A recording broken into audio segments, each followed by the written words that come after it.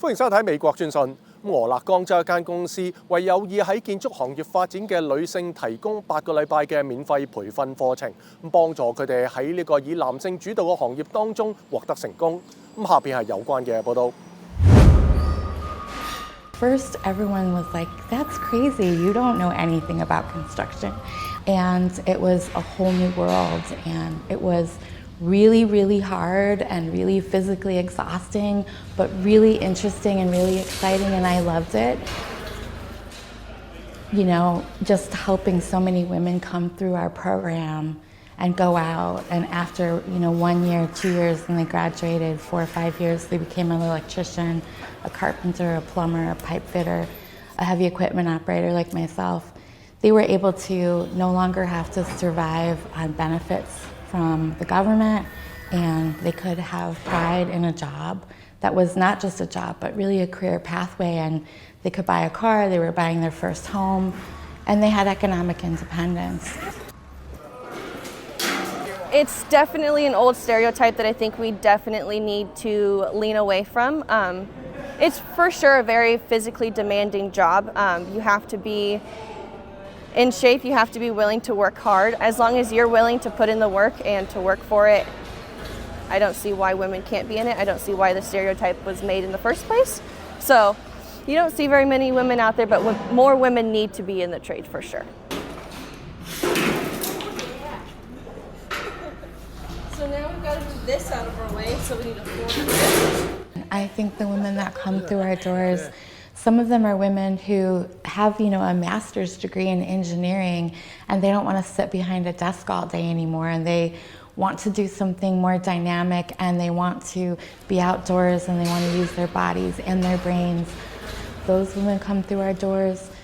Women in the community who are coming out of incarceration, so, leaving prison. So we work really hard to make sure that the folks that want to do this can do it, and we give them the tools they need, the training they need, and the support they need. And I think that piece is really important to underscore, because while you're also learning all the skills that you need, we're helping you get rid of the barriers. 喺美國華盛頓州當地嘅圖書館員亦企喺第一線，幫助對付芬太尼藥物危機。下邊係記者莫茲戈瓦婭嘅報導。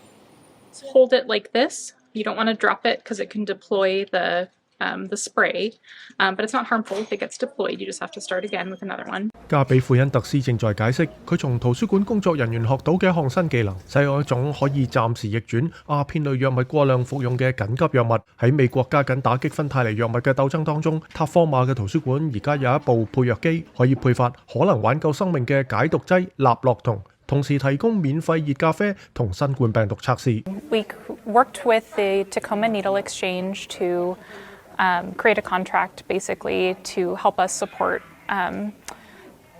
our patrons that have substance use disorders. So we realized there was a community need. Yeah, it's a community hub, a place for people to gather, and so it's, just the ideal place for something like that, because you never know who's going to walk through the door and who's going to need, help. 圖書館助理桑斯滕了解訓練內容，但係想知道使用納洛酮嘅時候會發生乜嘢情況。納洛酮亦以佢嘅品牌名稱 Narcan 而聞名。I mean, I'd like to think that I would be able to do it, but I might need to find somebody else just to support me if I needed it.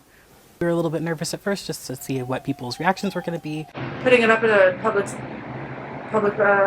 vicinity of the public is letting them know that it's okay to do it. I carry Narcan on me because I have friends that do it, so but I don't think you should go in public places because there's kids in this place and stuff. 華盛頓州衛生官員頒布咗項命令，准許任何人無需處方就可以獲得納洛酮。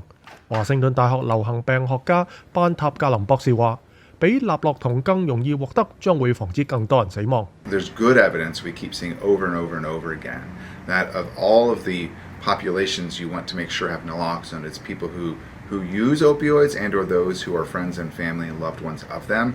They're most likely to see an overdose and most likely to see the greatest number of overdoses. 喺2022年，美國有超過11萬人死於芬太尼過量。庫恩特斯話，幫助應對危機係圖書館服務社區嘅一部分。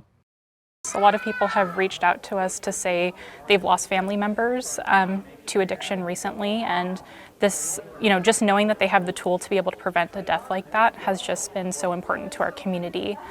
兩個專家小組一致建議，美國食品及藥物管理局批准喺冇醫生處方嘅情況之下提供納樂酮。好似咁樣嘅機器，好快會成為其他公共機構嘅常見景象。記者莫茲戈瓦婭喺華盛頓州塔科馬報道。多謝收睇美國專訊，下次節目時間再見。